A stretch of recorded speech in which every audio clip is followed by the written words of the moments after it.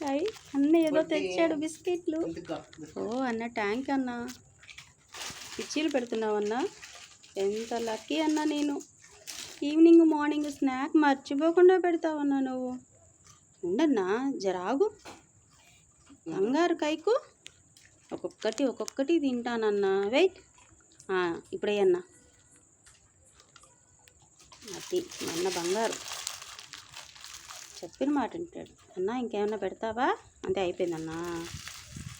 ఏంది మమ్మీ రెండో పెట్టాడు అన్న, అంతేనా? సర్లే, సాయంత్రం పాలమమ్మ పెడతారుగా నాకు మళ్ళీ.